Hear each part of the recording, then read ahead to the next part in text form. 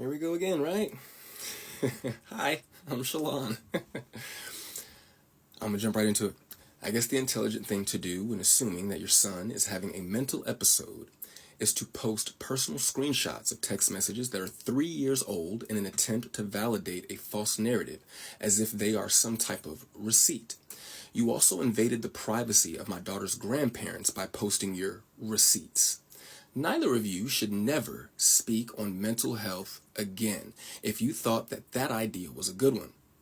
As a person who lives with mental health issues, let me be the first to educate you that there are individuals who have taken their lives, harmed, and also taken the lives of others for doing the very thing that you so proudly did and your fan base pats you on the back for, which is very telling to how strangers will buy into your toxicity.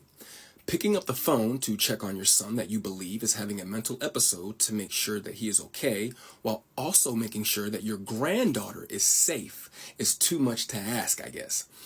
For those wondering, I have gone to therapy on several different occasions, and that is not something that I will ever be ashamed of. I have even gone to therapy with my mother on several occasions. But for those who know how efficient therapy only works when both people are being open. My mother was still in her 15-year-old mentality phase during that time, so I guess I understand why she did not know how to be open with me during our sessions. When a person becomes accustomed to being a victim and others get used to seeing them as one, they live their lives in a state of internalization, meaning you consistently receive another's approach as an attack, constantly putting you under the illusion that you need to always be on the defense. Even in situations where there is no actual attack, just an acknowledgement of things already said by you. One should not feel attacked by an acknowledgement of the words that they stand on. You eventually become a passive aggressor. To address the men that had something to say in regards to men don't do what I'm doing, let me be very clear. How I man is none of your business. What and how I feed my family has no place on your plate. For every person that stated I should not have come to the internet, I would just like to ask, what do Club Shay Shay, the articles about my mother and I's relationship, the interviews about our relationship, and Instagram all have in common? Well, if you are competent, the internet. Furthermore, I did not expose my mother, nor did I badmouth my mother. I simply provided context to what was already being said about me, while also explaining why I don't speak to them directly.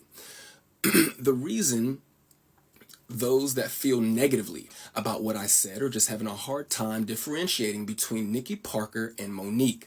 Please stop with the cornball idea that a celebrity can talk about a family member on the internet for years, but God forbid said family member says any one thing, and you all are outside with tiki torches and pitchforks defending not the actual person, but the idea of a person.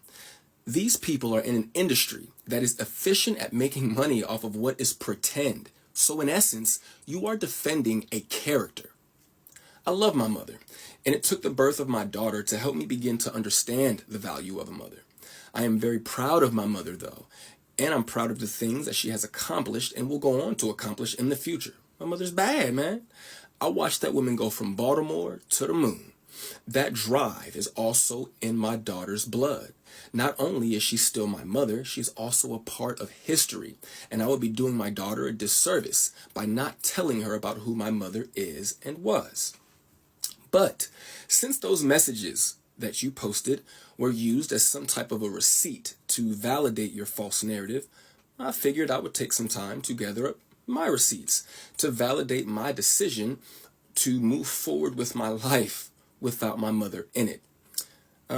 I do want to thank you all for listening for the now final time that I will ever address this topic, and I will leave you with my receipts.